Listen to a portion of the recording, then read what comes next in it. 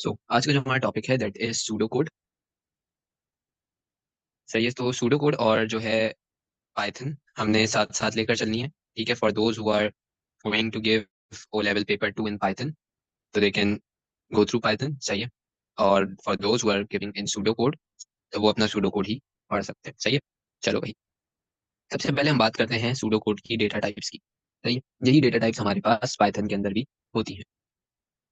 So data type number 1 is string. String हमारे पास क्या होता है भाई? स्ट्रिंग हमारे पास होता है अल्फाबेट या फिर अल्फा न्यूमेरिक करेक्टर्स। सही, स्ट्रिंग क्या होगा भाई? स्ट्रिंग हमारे पास होगा अल्फाबेट या फिर अल्फा न्यूमेरिक करेक्टर। ठीक है, फॉर एग्जांपल हमारा नाम हो गया भाई। सही है, फॉर एग्जांपल मैंने कहा कि भाई हम यहाँ पर नाम लिख लेते हैं कोई सा भी। ये क्या है भाई? हमारे पास एक स्ट्रिंग है। सिमिलरली अगर मैं लिखता हूँ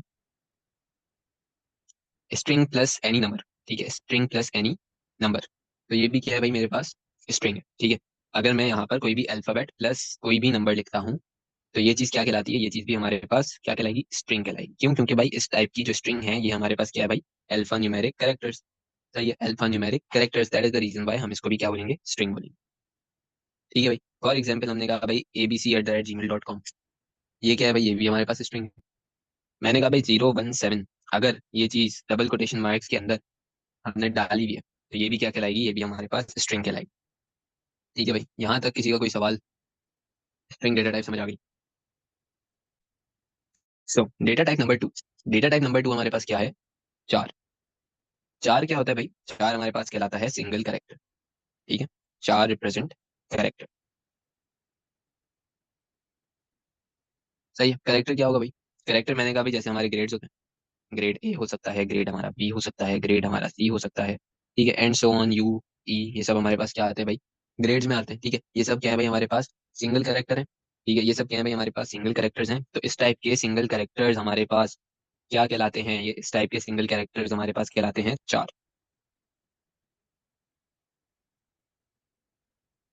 ठीक है भाई, चलो अगली चीज आती है हमारे पास इंटीजर। इंटीजर क्या होता है? इंटीजर हमारे पास होते हैं होल नंबर्स। सही, इंटीजर क्या होंगे भाई? इंटीजर हमारे पास होंगे whole numbers. Whole number in the sense कि भाई यहाँ पर हमारे पास वो नंबर्स आ रहे होंगे जिनके साथ डेसिमल पॉइंट नहीं लगता। अगर मैं कहता हूँ कि भाई मेरे पास 15.2 सेंटीमीटर लेंथ गिवन है। सही, मेरे पास 15.2 सेंटीमीटर लेंथ गिवन है, तो क्या ये होल नंबर है? मैं कहूंगा नहीं, बिल्कुल भी होल नंबर नहीं है। क्यों? क्योंकि इसके अंदर हमारे पास क्या चीज आ रही है? डेसिमल पॉइंट आ रहा है। ठीक है, सिमिलरली अगर मैं कहता हूँ कि भाई हमारे पास 10 सेंटीमीटर लेंथ गिवन है ऑफ अ पर्टिकुलर वायर, तो ये क्या है भाई? क्या ये हमारे पास इंटीजर है? मैं कहूंगा बिल्कुल इंटीजर है। क्यों? क्योंकि भाई इधर हमारे पास कोई भी डेसिमल पॉइंट नहीं आ रहा। अगर डेसिमल वैल्यू है तो वो हमारे पास क्या कहलाएगी? सूडो कोड और पाइथन वगैरह में रियल वैल्यू। सही है, अगर हमारे पास डेसिमल वैल्यू है तो वो क्या कहलाती है? रियल वैल्यू कहलाती है। For example these values. ठीक है, मैंने कहा भाई 10.5, क्या है ये? रियल वैल्यू है। मैंने कहा भाई हमारे पास टेम्परेचर हो रहा है 26.3 डिग्री सेल्सियस, ये क्या है भाई? इंटीजर वैल्यू है। ठीक है, तो इस टाइप की डेसिमल वैल्यूज जितनी भी हैं वो क्या कहलाएंगी? Real values. होल नंबर जितने भी हैं वो क्या कहलाएंगे? इंटीजर। ठीक है, अच्छा फिर उसके बाद हमारे पास आता है भाई बूलियन। बूलियन में हमने एक चीज पढ़ी थी that is common comparative values. ठीक है भाई, common comparative values. Common comparative values हमारे पास वो वैल्यूज होती हैं जो कि कंपैरिजन के लिए पहली चीज यूज हो रही हो, और दूसरी चीज दो वैल्यूज एक साथ हो रही हो यूज। ठीक है, जैसे मैंने कहा भाई अगर मैं कंपेयर करूंगा तो उसका आंसर क्या हो सकता है? True false. ठीक है, ट्रू भी हो सकता है या फिर फॉल्स हो सकता है। ठीक है भाई, ये चीज क्या कहलाएगी हमारे पास? Common comparative values. साथ ही साथ मैंने कहा भाई यस नो, यस नो भी हमारे पास कॉमन कंपैरेटिव वैल्यूज है। ठीक है, या तो फिर यस होगा या फिर नो होगा, जीरो या फिर वन, ये भी क्या है? ये भी कॉमन कंपैरेटिव वैल्यूज है। मैंने कहा भाई या तो कंप्यूटर जीरो स्टोर करेगा या तो कंप्यूटर वन स्टोर करेगा। सही है भाई, चलो। हाँ, अगर हम किसी भी वेरिएबल को, कांस्टेंट को, एरे को, इन सारी चीजों को डिक्लेयर कर रहे होते हैं, तब हम इसको यूज करेंगे डेटा टाइप्स को फॉर डिक्लेरेशन पर्पस। ठीक है भाई,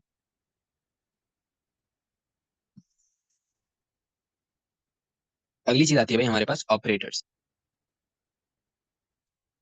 नहीं, डिक्लेरेशन के अलावा तुम्हारे पास यूज नहीं होगा। बस तुम्हें पता होना चाहिए कि भाई तुम कौन सी वैल्यू के साथ ऑपरेशन परफॉर्म करवा रहे हो। ठीक है, अगर स्ट्रिंग वैल्यूज के साथ तुम न्यूमेरिक ऑपरेशन परफॉर्म करवाओगे तो वो नहीं हो सकते। अगर तुम न्यूमेरिक वैल्यूज के साथ कॉन्केटिनेशन ऑपरेशन परफॉर्म करवाओगे तो वो भी नहीं हो सकते। ठीक है, तो ये चीज पता चलती है। अच्छा भाई, अब आते हैं हम ऑपरेटर्स के ऊपर। ऑपरेटर्स हमारे पास टोटल 4 टाइप के हैं। कौन कौन से? We have assignment operator, we have numeric operator, we have concatenation operator, and we have logic operator. Assignment operator हमारे पास क्या होगा?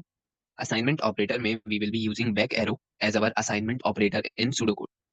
ये अगर मुझे वैल्यू असाइन करनी है वेरिएबल के अंदर, तो मैं क्या करूंगा? बैक एरो को यूज करूंगा एज असाइनमेंट ऑपरेटर। सही है, मैंने कहा भाई मुझे यहाँ पर पॉजिटिव करके मेरा यहाँ पर क्या है, एक वेरिएबल है, इसके अंदर मुझे 1 असाइन करना है, तो 1 असाइन कैसे करूंगा? Like this. ठीक है, अगर यहाँ पर मैंने ये चीज यूज कर ली, यानी इक्वल्स टू यूज कर लिया, तो फिर ये मेरे पास असाइनमेंट नहीं होगा, ये मेरे पास क्या चीज होगी? कंपैरिजन हो जाएगा। ठीक है भाई। मीनवाइल पाइथन के अंदर, if we want to assign a particular value in a variable, constant और एरे, तो हमें क्या करना पड़ता है? इक्वल्स टू को यूज करना पड़ता है एज अवर असाइनमेंट ऑपरेटर। ठीक है, तो ये चीज असाइनमेंट ऑपरेटर है किसका? पाइथन का। फ्लो चार्ट के अंदर भी अगर याद हो तो हम इसी चीज को यूज करते थे, बैक एरो को, in order to initialise anything और असाइन एनीथिंग। ठीक है, एनी वैल्यू। इक्वल्स टू को हम उसमें भी किस काम के लिए यूज करते थे? कंपेयर करने के लिए। ठीक है, इक्वल्स टू को सिर्फ और सिर्फ असाइनमेंट के पर्पज में हम कहाँ पर यूज करेंगे? पाइथन के अंदर। ठीक है भाई। Next is numeric operators. अच्छा, असाइनमेंट ऑपरेटर सबको समझ आ गया?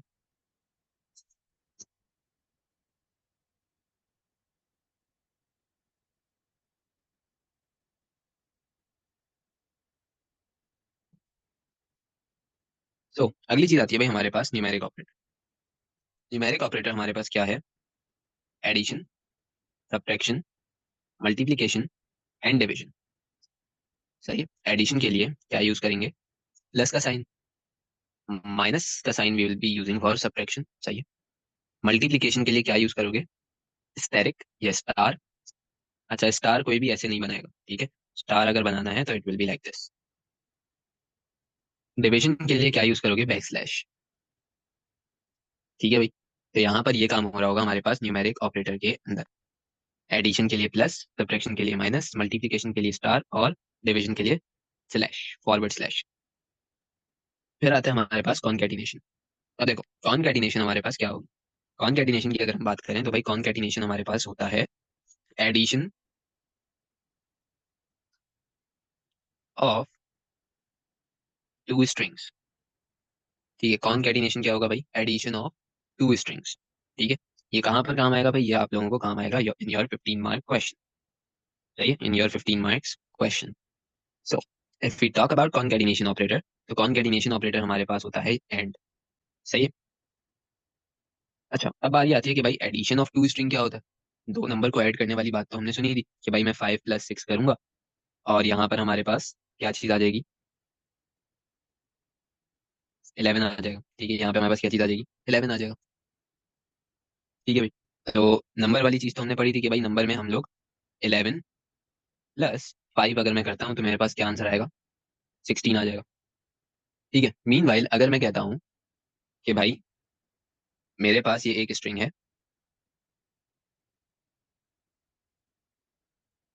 ठीक है, और मेरे पास एक ये स्ट्रिंग है, अलग अलग।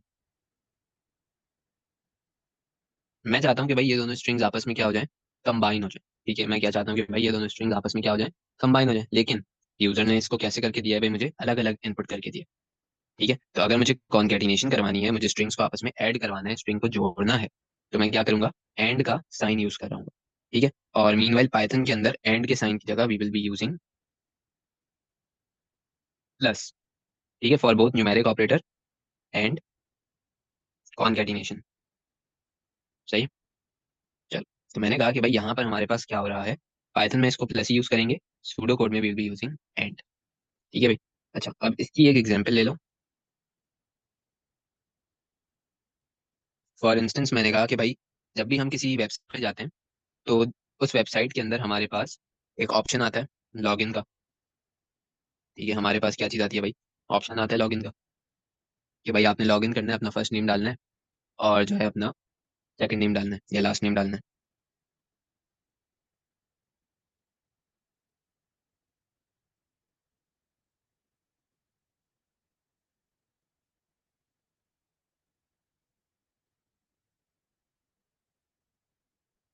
Like this.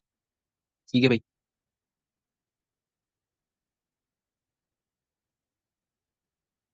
सो हमने कहा कि भाई यहाँ पर हमने अपना फर्स्ट नेम डाल दिया, यहाँ पर हमने अपना लास्ट नेम डाल दिया। ठीक है, फर्स्ट नेम लास्ट नेम हम डाल देते हैं यहाँ पर।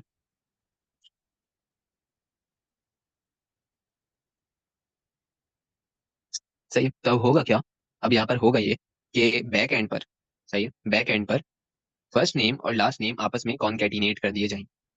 ठीक है, फर्स्ट नेम और लास्ट नेम आपस में क्या कर दिए जाएंगे, कॉन्कैटिनेट कर दिए जाएंगे, ऐड कर दिए जाएंगे। सही है, एंड क्या है बेटा, एंड हमारे पास ऑपरेटर है। अगर दो नंबर्स को ऐड करना चाहते हो तो तुम प्लस करते हो। ठीक है, दो नंबर्स को सब्ट्रैक्ट करना चाहते हो तो तुम माइनस करते हो। दो नंबर्स को मल्टीप्लाई करना चाहते हो तो तुम मल्टीप्लिकेशन का साइन यूज करते हो। इसी तरीके से दो नंबर्स, दो स्ट्रिंग्स को कॉन्कैटिनेट करना चाहोगे तो क्या यूज करोगे, एंड यूज करोगे। हाँ, लेकिन 19 और 20 पे तुम्हारे पास स्ट्रिंग की फॉर्म में होने चाहिए। ठीक है, if you will do like this, तो ये चीज तुम्हारे पास 39 नहीं आएगा, ये तुम्हारे पास इनवैलिड आ जाएगा। क्यों, क्योंकि इसकी डेटा टाइप तुमने इंटीजर रखी हुई है। तो इसको तुम्हें इस तरीके से पास करना पड़ेगा, strings are passed with inverted commas. ठीक है, या कोटेशन मार्क्स। ठीक है, तो इस पर 39 नहीं बनेगा, इस पर तुम्हारे पास क्या बनेगा, 19 20। सही है, ये चीज बनेगी। क्यों, क्योंकि क्योंकि तुम यहाँ पे स्ट्रिंग्स को आपस में ऐड कर रहे हो।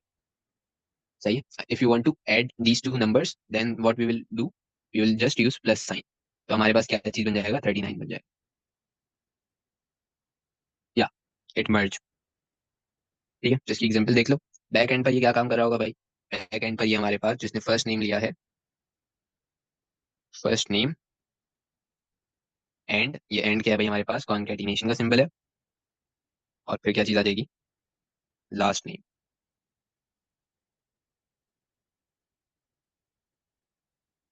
सही है, इस तरीके से। और अगर यही सेम काम मुझे करना है इन पाइथन, तो उसके अंदर मुझे परेशान होने की जरूरत नहीं है। उसमें I can just use normal plus. ठीक है, ये काम किधर होगा भाई, ये वाला काम होगा हमारे पास पाइथन के अंदर।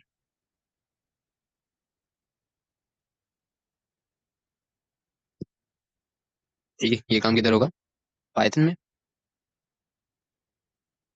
और ये काम किधर होगा, सूडो कोड के अंदर।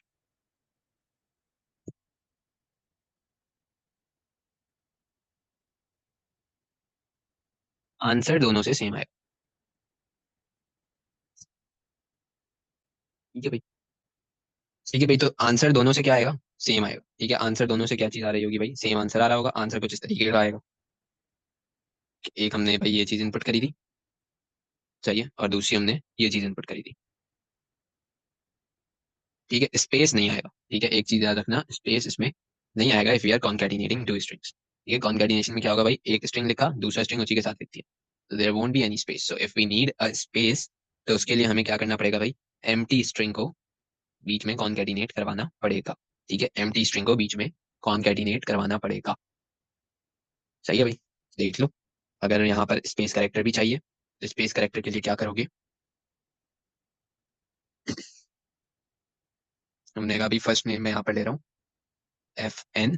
ठीक है, इस वेरिएबल में मेरे पास फर्स्ट नेम है। ठीक है, फिर उसके बाद कॉन्कैटिनेट करवा लिया, FN कॉन्कैटिनेट इसके साथ, स्पेस करेक्टर के साथ। ठीक है, इस तरीके से स्पेस करेक्टर लगा दोगे। और फिर उसके बाद ये चीज क्या आ गई, लास्ट नेम। ठीक है भाई, तो ये क्या हो गया भाई हमारे पास सूडो कोड, ये क्या हो गया भाई हमारे पास Python. For those who are doing Python, this is for Python and this is for pseudo code. ठीक है, सूडो कोड वाले अपना सूडो कोड देखें, पाइथन वाले अपना पाइथन देखें। सही है भाई। चलो, हमने कहा कि भाई हमारे पास यहाँ पे क्या है, first name concatenated with space last name. तो इसका आंसर क्या आएगा, इसका आंसर हमारे पास आ रहा होगा कुछ इस तरीके से,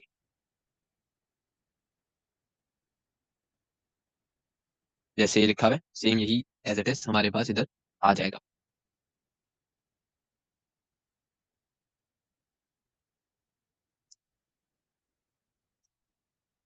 सही है, बस बीच में क्या चीज आ जाएगी, स्पेस करेक्टर आ जाएगा।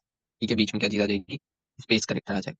सही है भाई, मर्ज हो गया ना बेटा, ये एक स्ट्रिंग बन गया। ठीक है, तो जैसे ये हमारे पास एक स्ट्रिंग था, सिमिलरली ये भी हमारे पास एक स्ट्रिंग बन गया है, बस फर्क क्या है, इसके अंदर हमने बीच में स्पेस करेक्टर डाल दिया।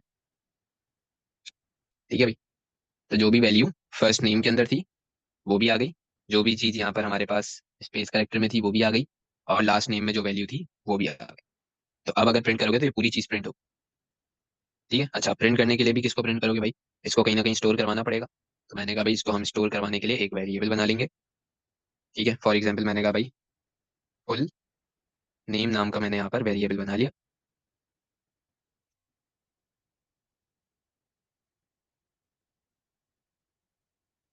ठीक है, लाइक दिस। ठीक है भाई, यहाँ तक कहीं मसला, कॉन्केटिनेशन समझ आ गई।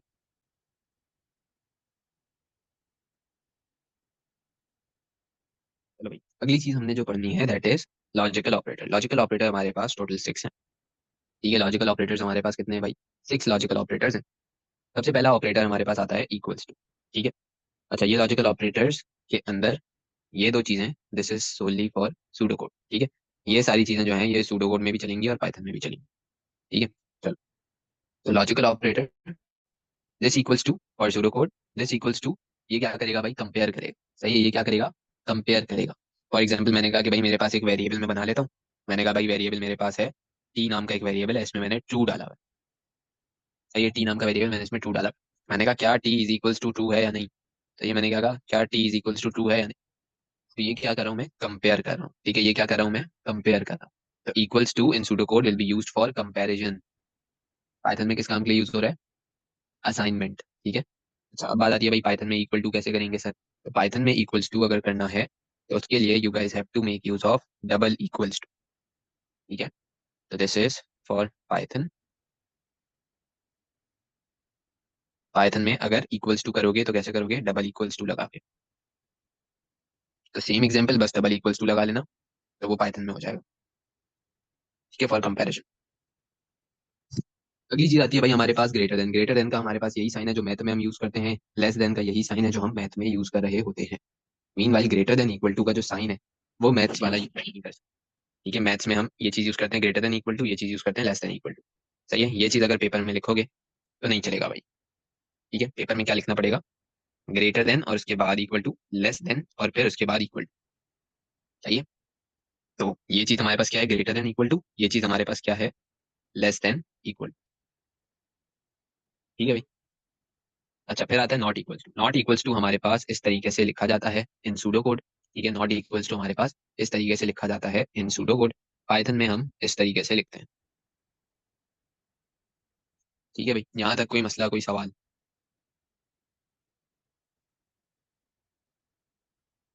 ठीक है, लिख देते हैं भाई यहाँ पर भी, पाइथन में नॉट इक्वल्स टू कैसे लिखेंगे, लाइक दिस। ठीक है, कहाँ पे भाई, पाइथन।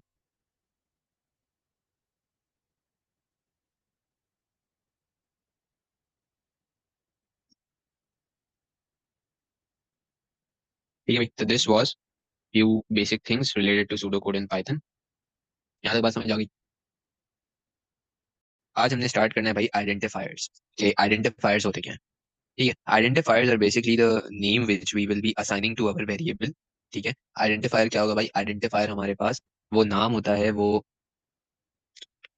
जिसको हम असाइन कर रहे होते हैं किसी भी एक वेरिएबल को, किसी भी एक कांस्टेंट को, या किसी भी एक एरे को। ठीक है, तो आइडेंटिफायर अगर पूछने को आए कि भाई what is the identifier, identifier is a meaningful name which is assigned to a variable, constant और एरे। ठीक है, अब मैं कहता हूँ कि भाई मुझे दो नंबर्स को ऐड करके किसी वेरिएबल में स्टोर करवाना है। सही है, तो मैंने कहा भाई हम यहाँ पर क्या ले रहे हैं, सम नाम का एक वेरिएबल ले रहे हैं। तो ये सम क्या हुआ भाई, सम हमारे पास एक अदद आइडेंटिफायर हुआ। सही है, सम क्या हुआ, आइडेंटिफायर हुआ। सही है, अच्छा और वो ये है कि अगर मैंने कैपिटल एस यू एम सम लिया, ठीक है, और मैंने स्मॉल एस यू एम सम लिया है, ठीक है, इररिस्पेक्टिव ऑफ दैट कि ये हमारे पास वेरिएबल है, कांस्टेंट है, एरे है, ऑलवेज रिमेंबर वन थिंग कि भाई ये जो हमारे पास कैपिटल एस यू एम वाला सम है और ये जो हमारे पास स्मॉल एस यू एम वाला सम है, बोथ आर डिफरेंट। सही है, ये मत करना कि कैपिटल SUM सम के अंदर वैल्यू को तुम लोग स्टोर करवाओ, ठीक है, दो वेरिएबल्स को ऐड करके वैल्यू को SUM कैपिटल SUM वाले सम में स्टोर करवाओ, और बाद में प्रिंट या आउटपुट करवा रहे हो स्मॉल SUM वाले सम को। ठीक है भाई, तो इसमें जो है ना तुम लोगों के पास क्या आएगा, एरर आएगा। क्यों? क्योंकि स्मॉल SUM वाला सम इज अ सेपरेट वेरिएबल, ठीक है, एंड कैपिटल SUM वाला सम इज अ सेपरेट वेरिएबल। ठीक है जी, तो ये चीज आप लोगों ने मेमोराइज करनी है, ये चीज आपने याद रखनी है। साथ ही साथ जो आइडेंटिफायर का नाम है वो मीनिंगफुल होना चाहिए। ये काम नहीं होना चाहिए कि भाई हमें प्रोडक्ट निकालना है और हम उसको सम नाम के वेरिएबल के अंदर डालें। तो ये फॉर इंस्टेंस मैंने कहा भाई N1 मल्टीप्लाई बाय N2, ये क्या भाई प्रोडक्ट, इन दोनों से जो आंसर आएगा that is known as product. और हम उसको कहाँ पे स्टोर कर रहे हैं, सम नाम के वेरिएबल के अंदर। ठीक है, स्टोर तो हो जाएगा लेकिन नाम मीनिंगफुल नहीं है। ठीक है, तो जो थर्ड पर्सन पढ़ रहा होगा उसको यहाँ पे क्या होगा भाई, मसला मसला होगा ये चीज समझने में कि भाई सम के अंदर मल्टीप्लाई करके स्टोर किया हुआ है और प्रोडक्ट के अंदर प्लस करके स्टोर किया हुआ है। ठीक है भाई, अब आते हैं भाई हम रूल्स के ऊपर। सबसे पहला रूल, टोटल 3 रूल्स हैं जो हमने देखने हैं while we are making an identifier. ठीक है, सबसे पहली चीज, आइडेंटिफायर्स कैन हैव 0 से 9 तक के नंबर्स, अल्फाबेट एंड अंडरस्कोर। ठीक है, सिर्फ ये 3 चीजें आ सकती हैं। ठीक है, वेदर इट इज सूडोकोड और इट इज पाइथन, सिर्फ और सिर्फ ये 3 चीजें आ सकती हैं। और क्या क्या, अल्फाबेट, नंबर और अंडरस्कोर। ठीक है भाई, तो अगर मुझे यहाँ पर एक वेरिएबल का नाम सेट करना है, मैंने कहा भाई फर्स्ट नेम करके मुझे नाम सेट करना है, तो मैं यहाँ पे कैसे सेट करूंगा, फर्स्ट अंडरस्कोर नेम, या फिर फर्स्ट नेम। ठीक है, मैं इन दोनों के बिटवीन गैप नहीं दे सकता। ठीक है, मैं इन दोनों के बिटवीन गैप नहीं दे सकता। क्या मतलब हुआ सर इस बात का, इस बात का मतलब ये हुआ कि भाई मैं इस तरीके से नहीं लिख सकता फर्स्ट नेम। ठीक है, अगर मैं ऐसे लिखूंगा ना ये एरर जनरेट हो जाएगा। क्यों? क्योंकि this is a space character, तो स्पेस करेक्टर तो यहाँ पर नहीं लिखा हुआ। ठीक है, सिर्फ 3 चीजें आ सकती हैं, क्या क्या, 0 से 9 तक के नंबर्स, अल्फाबेट और अंडरस्कोर। तो पहला रूल हो गया हमारे पास। दूसरा रूल क्या है भाई, identifier should always start with letter. ठीक है, क्या मतलब है इस बात का, जैसे कि सम, जैसे कि num1। ठीक है, अगर हम इस तरीके से लिखते हैं, वन नम करके लिखते हैं, तो भाई दिस वोंट बी एक्सेप्टेबल। क्यों? क्योंकि ये हमारे जो रूल 2 है ये इसको ब्रीच कर रहा है। तो जो भी हमारे पास वेरिएबल है, कांस्टेंट है, एरे है, नाम हमेशा कैसे स्टार्ट होगा भाई, लेटर से स्टार्ट होना चाहिए, whether it is small letter whether it is a capital letter. ठीक है, नंबर से स्टार्ट कोई भी नहीं करेगा। Third, it is case sensitive, इसकी बात हम पहले ही कर चुके हैं कि भाई हमारे पास कैपिटल SUM के अंदर अगर चीज स्टोर करिए तो प्रिंट कैपिटल SUM को ही करोगे। ये नहीं होगा कि भाई कैपिटल SUM के अंदर स्टोर करके स्मॉल SUM को प्रिंट करें। ठीक है जी, अब आते हैं हम वेरिएबल्स के ऊपर। अच्छा, रूल समझ आ गया भाई सबको? चलो जी, अब आते हैं हम वेरिएबल्स के ऊपर। Variable is basically a temporary memory storage space. ठीक है, वेरिएबल क्या है भाई हमारे पास, एक टेम्पररी स्टोरेज एरिया है जिसके अंदर हम टेम्पररी बेसिस पे अपनी वैल्यू को स्टोर कर देते हैं। और एक वेरिएबल के अंदर एक ही वैल्यू स्टोर हो सकती है। ठीक है, एक से ज्यादा वैल्यू को स्टोर नहीं कर सकते। ठीक है, मैंने कहा भाई मैं यहाँ पर एक वैल्यू को स्टोर कर देता हूँ, मैंने कहा भाई मैं 5 को स्टोर कर। ठीक है, मैंने किसको स्टोर कर दिया, 5 को। अब क्या होगा, ये मैंने कहा भाई this is my old value, 5 को हम स्टोर कर देते हैं and this 5 is our old value. सही है, मैंने कहा भाई अब मैं लेकर आ रहा हूँ यहाँ से एक न्यू वैल्यू। ठीक है, मैं यहाँ से लेकर आया भाई क्या, एक न्यू वैल्यू लेकर आया। तो जब ये न्यू वैल्यू आएगी इस वेरिएबल के अंदर, ठीक है, तो ये जो ओल्ड वैल्यू है ये क्या हो जाएगी भाई, ओल्ड वैल्यू हो जाएगी लॉस्ट। ठीक है, ये ओल्ड वैल्यू क्या हो जाएगी भाई, लॉस्ट हो जाएगी। तो ये चीज याद रखनी है हमने कि वेरिएबल क्या है, वेरिएबल हमारे पास एक टेम्पररी स्टोरेज एरिया, एक टेम्पररी मेमोरी है जिसका काम क्या है भाई, वैल्यू को स्टोर करना। जब न्यू वैल्यू आएगी तो ओल्ड वैल्यू क्या हो जाएगी भाई, ऑटोमेटिकली लॉस्ट हो जाएगी। सही है, अगर मैंने कहा भाई मेरे पास एक वेरिएबल है v, इसके अंदर पहले मैंने 5 स्टोर किया हुआ है। ठीक है, फिर मैंने भाई इसके अंदर इसको इनपुट करवा लिया, इनपुट v। तो अब जो भी न्यू वैल्यू इनपुट होगी, ये 5 क्या हो जाएगा, लॉस्ट हो जाएगा। सही है। सो दो टाइप के वेरिएबल्स होते हैं। ठीक है, दो टाइप के वेरिएबल्स होते हैं। सबसे पहला वेरिएबल होता है लोकल, दूसरा होता है ग्लोबल। ठीक है जी, पहला क्या होगा भाई, लोकल, दूसरा क्या होगा, ग्लोबल। अब लोकल और ग्लोबल का क्या चक्कर है, लोकल वेरिएबल हमारे पास वो वेरिएबल होते हैं जो कि किसी एक मॉड्यूल के अंदर ही एक्सेस हो सकते हैं। ठीक है, अब बात आती है सर मॉड्यूल क्या है। मॉड्यूल हम जाकर आगे मॉड्यूलर प्रोग्रामिंग में पढ़ेंगे, लेकिन basically modules are functions and procedures. ठीक है, मॉड्यूल क्या होते हैं भाई, फंक्शन प्रोसीजर्स होते हैं। तो मैंने कहा भाई एक फंक्शन अगर मैंने यहाँ पर ओपन किया हुआ है, ठीक है, फॉर इंस्टेंस हम यहाँ पर एक फंक्शन खोल लेते हैं।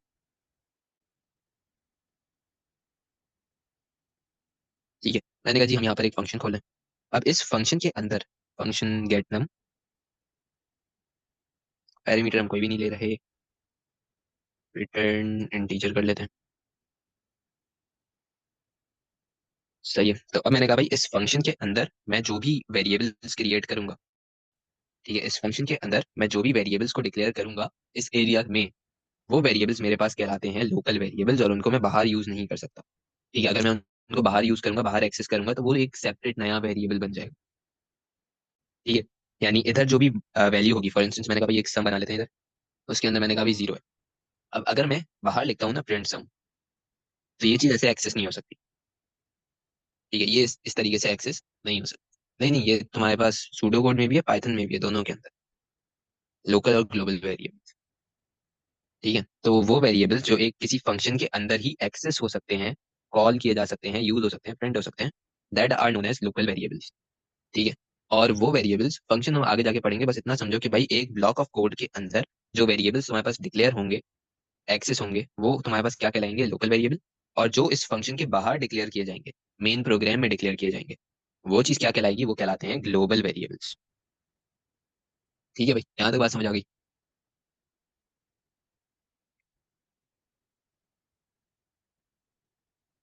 ठीक है, तो लोकल वेरिएबल क्या होंगे भाई, those variable which can be access in a module only, which can be access in function and procedure only. और वो variables which are accessed in whole program, यानी फंक्शन प्रोसीजर के अंदर भी एक्सेस हो रहे हैं और उसके बाद भी एक्सेस हो रहे हैं, उसके बाहर भी एक्सेस हो रहे हैं, वो क्या कहलाते हैं, ग्लोबल वेरिएबल्स। ठीक है जी, यहाँ तक वेरिएबल का कॉन्सेप्ट समझ आ गया। अगली चीज आती है भाई हमारे पास कांस्टेंट। कांस्टेंट क्या होता है, कांस्टेंट हमारे पास एक अदर टेम्पररी मेमोरी स्पेस होता है, ठीक है, जिसके अंदर वैल्यू जाकर क्या हो जाएगी, फिक्स हो जाएगी। ठीक है, फॉर अ पर्टिकुलर एग्जीक्यूशन। ठीक है, क्या मतलब हुआ सर इस बात का, इस बात का मतलब ये हुआ कि भाई मैंने यहाँ पर ये चीज कही कि मेरे पास एक कांस्टेंट मैं यहाँ पर बना रहा हूँ पाई। ठीक है, पाई की वैल्यू कांस्टेंट होती है, सही है, पाई की जो वैल्यू होती है वो हमें पता है कि भाई कांस्टेंट होती है 3.142। सही है, तो अब हुआ ये कि भाई ये तो हम सिंबल तो नहीं लेकर आ सकते अपने वेरिएबल के नाम में, तो हमने वेरिएबल के नाम को क्या बना लिया, पाई। अब इस पाई के अंदर मैंने क्या चीज स्टोर कर दी, इस पाई के अंदर मैंने स्टोर कर दिया 3.142। अब भाई ये तो वेरिएबल बन गया। ठीक है, ये क्या बन गया, वेरिएबल बन गया, तो भाई ये तो चेंज हो सकता है during the execution of a program, किसी भी प्रोसेस में चेंज हो सकता है। तो मैंने ये कहा कि भाई मैं इसको क्या बनाऊंगा, कांस्टेंट बनाऊंगा। तो अगर कोई वैल्यू है, अगर कोई ऐसी वैल्यू है जिसको मैं चेंज नहीं करवाना चाह रहा इन अ पर्टिकुलर प्रोसेस, ठीक है, तो उस वैल्यू को हम क्या बनाएंगे, कांस्टेंट बनाते हैं। ठीक है, तो हमने यहाँ पर पाई को क्या बना लिया, कांस्टेंट। ठीक है, तो सूडो कोड के अंदर अगर हम कांस्टेंट बनाते हैं, तो हमें यहाँ पर लिखकर दिखाना पड़ेगा कि भाई ये हम कांस्टेंट बना रहे हैं, सही है, कैपिटल। कैपिटल कांस्टेंट हम लिखेंगे उस वेरिएबल उस आइडेंटिफायर के पीछे जिसको हमें कांस्टेंट बनाना है। तो मैंने कहा भाई कांस्टेंट पाई, और वैल्यू क्या डाल दी, 3.142। सही है, तो ये पाई क्या बन गया, कांस्टेंट बन गया। अब इसको हम हिला नहीं सकते भाई, ये जो वैल्यू इसमें आ गई ना, अब इसको हम नहीं हिला सकते। यानी अब ये 3.142 इसके अंदर आ गई है जब तक ये पूरा का पूरा प्रोग्राम रन होकर खत्म नहीं हो जाता। ठीक है, once this program will run and end, सही है, जब ये प्रोग्राम रन होकर क्या हो जाएगा भाई, एंड हो जाएगा, तभी हम इसकी वैल्यू खुद से चेंज कर सकते हैं। अगर हम इसको खुद से चेंज नहीं करते तो ये यही वैल्यू कयामत तक सेट रहेगी। ठीक है, मीन वाइल मैंने कहा भाई सरकमफेरेंस की मैंने यहाँ पर एक वैल्यू सेट करी है, that is 0.0। This is variable, क्यों, क्योंकि इसके पीछे कांस्टेंट नहीं लिखा हुआ। फिर मैंने एक वेरिएबल लिया भाई रेडियस, और उसके अंदर इनपुट करवा लिया रेडियस फ्रॉम द यूजर। ठीक है, तो यूजर क्या करेगा भाई, यूजर यहाँ पर रेडियस को इनपुट कर देगा। ठीक है, हाँ ये भी कह सकते हो।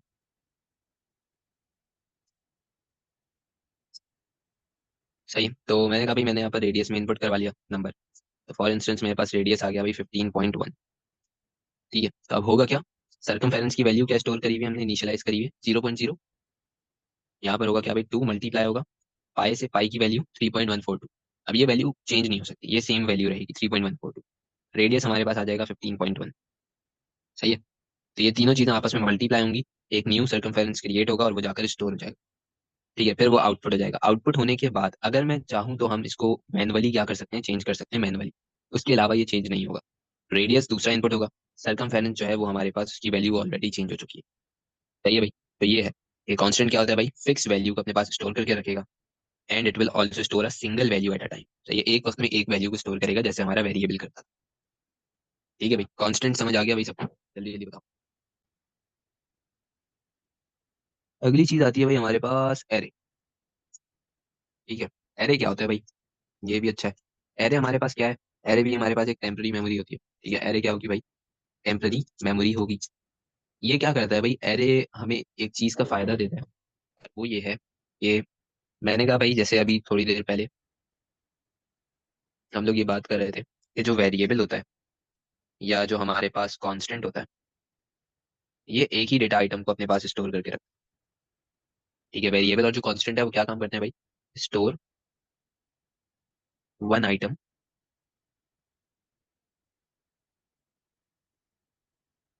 At a time. ठीक है भाई, तो अगर किसी को 10-20 आइटम को स्टोर करना है, 2-3 आइटम को स्टोर करना है, तो भाई वो क्या करेगा, फिर उसको 2-3 वेरिएबल बनाने पड़ेंगे।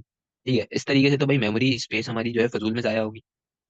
ठीक है, तो मैंने कहा कि भाई मुझे एक ही डेटा टाइप के, फॉर इंस्टेंस हम एक डेटा टाइप ले लेते हैं। मैंने कहा भाई इंटीजर डेटा टाइप के 3 वैल्यूज मुझे कहीं ना कहीं स्टोर करवानी। सही है, इंटीजर डेटा टाइप की 3 वैल्यूज मुझे कहीं स्टोर करवानी है।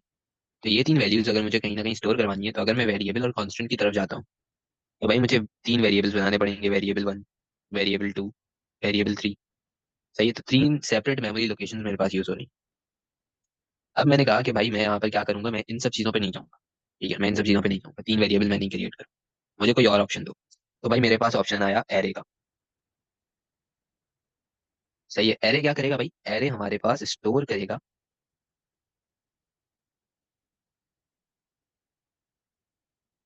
ये एरे क्या करेगा भाई, हमारे पास स्टोर करेगा मल्टीपल आइटम्स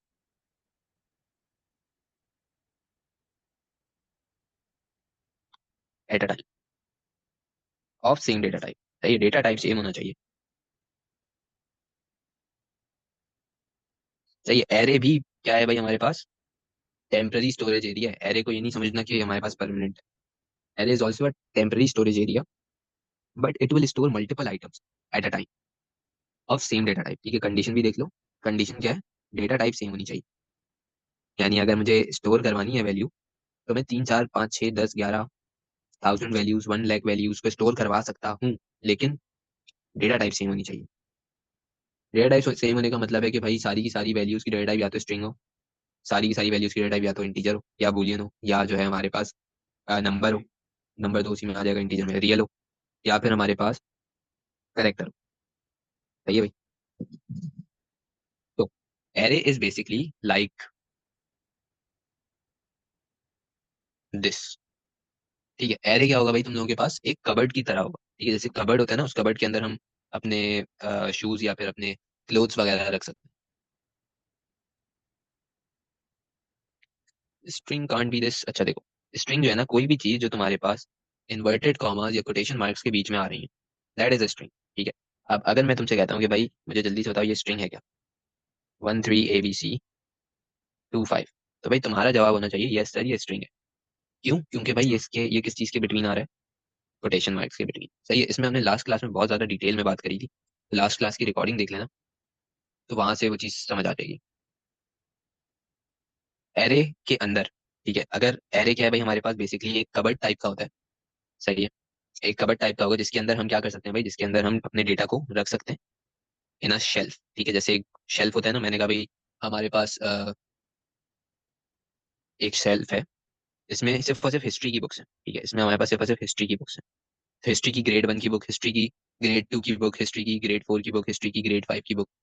सही है, या फिर मैंने कहा कि भाई ये एक एरे है जो कि सिर्फ नंबर को स्टोर करेगा, तो भाई अब इसके अंदर सिर्फ नंबर ही आएगा। जैसे कि मैंने कहा भाई 12, 60, 75, 809, 1000। ठीक है, तो ये क्या आ रहा है भाई, सिर्फ और सिर्फ इंटीजर डेटा टाइप ही आ रही है। ऐसा नहीं हो सकता कि भाई मैं यहाँ पर ये काम करूँ कि अगर ये मेरा एक एरे है, तो एक जगह पे मैंने यहाँ पर अपना नाम स्टोर कर दिया,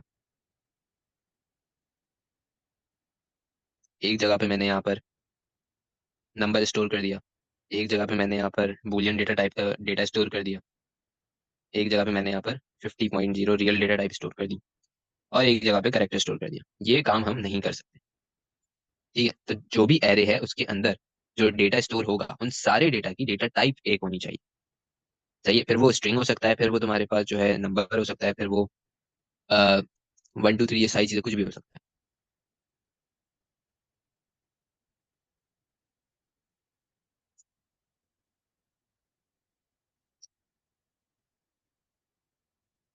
नहीं, ये चीज हम नहीं कर सकते कि फर्स्ट रॉ में हमारे पास एबीसी आ रही हो, दूसरी रॉ में हमारे पास 1 2 3 आ रहा हो। और थर्ड चीज ये कि भाई alpha numeric is not the data type in your pseudocodes and Python. Data type कौन कौन सी हो सकती है भाई? These 5 data types. ठीक है, एरे का टॉपिक हमने आगे जाके इसको बहुत ज्यादा डिटेल में कवर करना है, अभी सिर्फ आइडेंटिफायर के हिसाब से भी इसको समझ लो कि बेसिक होता क्या है। ठीक है, तो ये डेटा टाइप्स हैं। ठीक है, तो इस हिसाब से स्ट्रिंग होता है हमारे पास एज अल्फा न्यूमेरिक कैरेक्टर्स, और इसके अंदर इस टाइप की चीजें हमारे पास स्ट्रिंग में आती है। We can do one thing, ये फॉर इंस्टेंस मैंने कहा भाई ये हमारे पास एक अदद एरे आ जाता है। ठीक है, इसके अंदर इस तरीके से हमने एबीसी स्टोर किया हुआ है, इस तरीके से हमने 1 2 3 स्टोर किया हुआ है। ठीक है, लेकिन होना यही चाहिए कि ये कोटेशन मार्क्स के बिटवीन हो।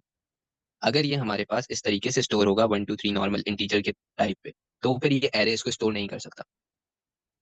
सही है, it should be string between quotation marks. यहाँ तक बात समझ आ गई एरे के रिलेटेड?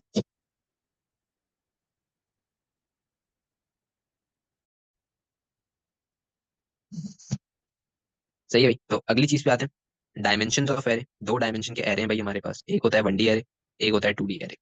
सही है, दो डायमेंशन होती है हमारे पास, एक होता है 1 डायमेंशन, एक होता है 2 डायमेंशन।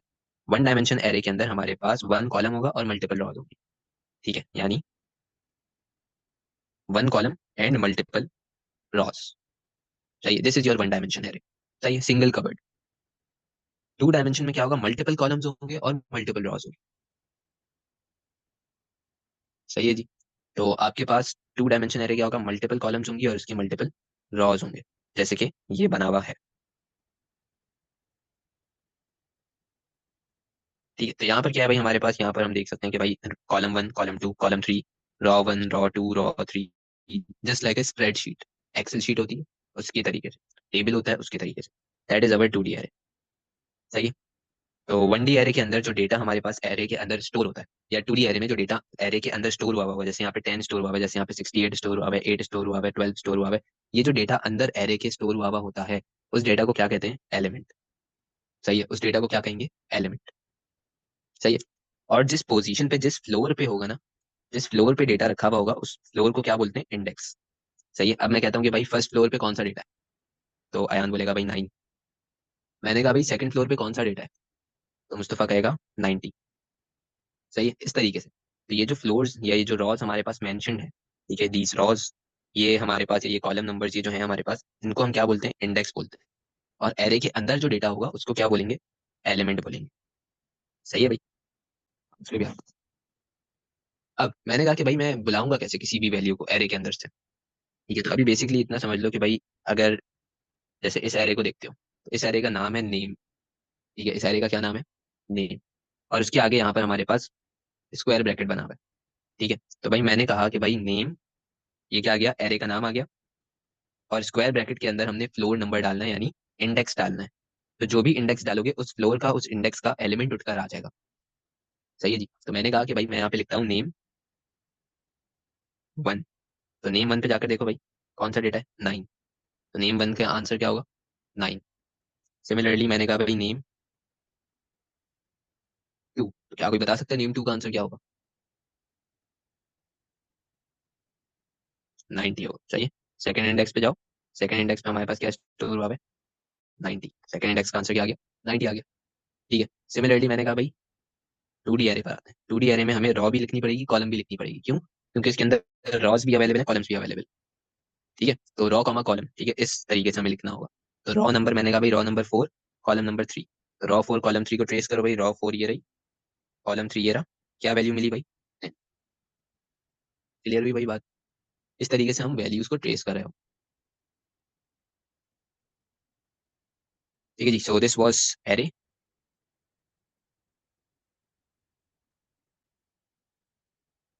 अगली चीज आती है भाई हमारे पास इंडेंटेशन एंड कमेंट। सही है, अगली चीज हमने क्या देखनी है भाई, इंडेंटेशन और कमेंट।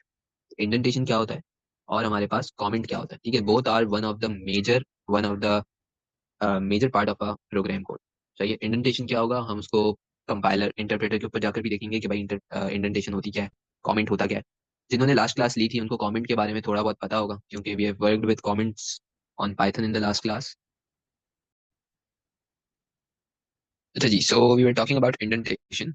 इंडेंटेशन क्या होता है हमारे पास, indentation is basically a gap when we will be starting a particular line of code. इसको हम समझते हैं एक पर्टिकुलर प्रोग्राम से, ताकि और ज्यादा अच्छे से हमें समझ में आए।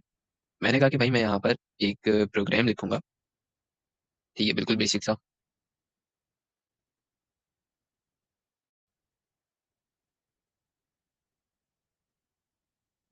ठीक है भाई, सो हमने कहा भाई यहाँ पर हम लिख लेते हैं एक छोटा सा program code. If count is equals to 10, then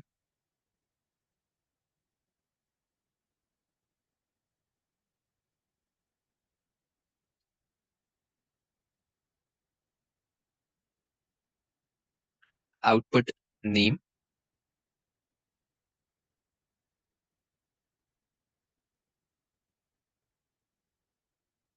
else output class. ठीक है, बस ये वेरिएबल्स है, नेम और क्लास और काउंट। ठीक है, तो इतना ज्यादा अभी हम इसको डिटेल में नहीं देख रहे, वेरिएबल्स हम ऊपर देख चुके हैं। ठीक है, और इफ स्टेटमेंट को हमने स्टार्ट किया था तो हम इसको यहाँ पर एंड इफ कर रहे हैं। सही है भाई, तो ये हमारे पास क्या हो गया।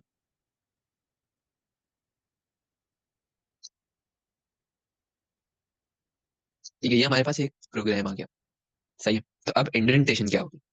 इसके अंदर हमारे पास जो इंडेंटेशन है वो ये वाली स्पेस है।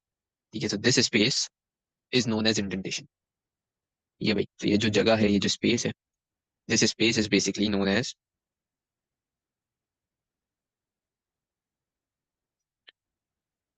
इंडेंटेशन। ठीक है, this space makes our program a bit more presentable, ठीक है, अ बिट मोर अंडरस्टैंडेबल। सही, तो अगर इस प्रोग्राम को देखते हो तो यहाँ पर तुम लोगों को ये चीज पता चलेगी कि भाई इफ स्टेटमेंट तो ये रही। इफ स्टेटमेंट के अंदर अगर मैं पूछता हूँ कि भाई इफ स्टेटमेंट के अंदर क्या काम हो, तो you guys can easily identify it कि सर यहाँ पर ये जो ये वाला काम है ये इफ स्टेटमेंट के अंदर हो रहा है। सही है, तो इस हिसाब से it is easier to identify the block of code के अंदर हमारे पास एक पर्टिकुलर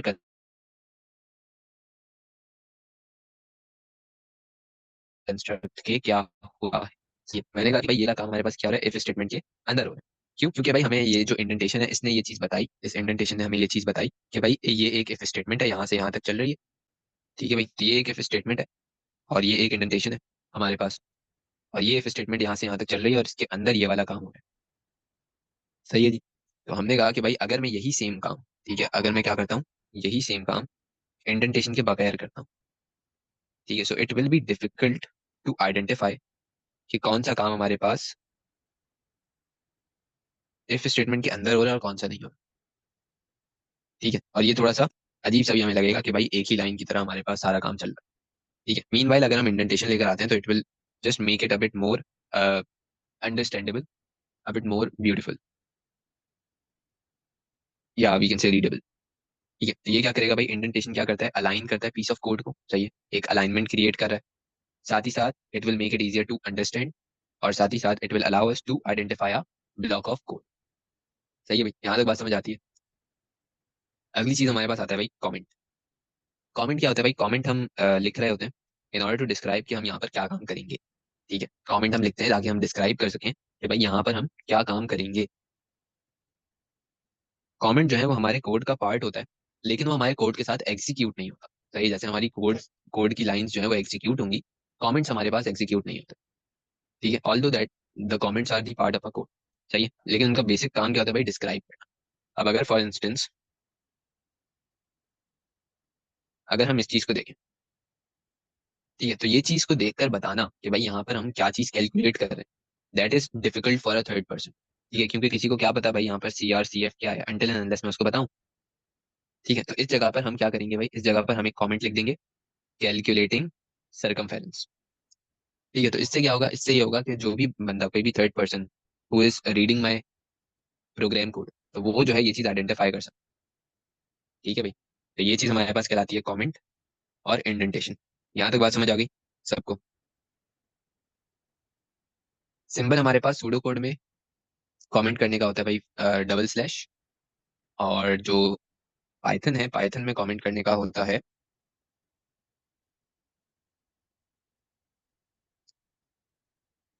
हैशटैग। सही है। तो ये चीज हम यूज करते हैं जी पाइथन के अंदर, और ये चीज हम यूज करेंगे सूडो कोड के अंदर।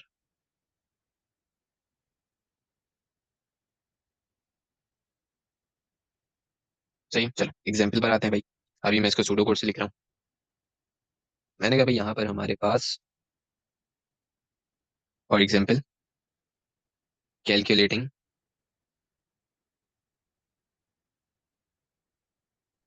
सम। ये क्या आ गया भाई? कमेंट आ गया। ठीक है, मैंने बता दिया मैं यहाँ पे क्या करना चाह रहा हूँ। अब मैंने कहा भाई मैं यहाँ पर इनपुट करूंगा, input n1 comma n2 comma n3। सही है। सम के अंदर हमने क्या स्टोर करना है? n1 plus n2 plus n3। सही है। और आउटपुट कर दिया मैंने यहाँ पर सम। ठीक है जी। तो अब हम यहाँ पर क्या कर रहे थे वो चीज़ हमने यहाँ पर पहले से ऊपर बता दी। ठीक है, और आप लोगों ने भी बतानी है हर क्वेश्चन के अंदर whenever you are writing a pseudocode or a Python code. Clear है भाई? So this was all from today's class.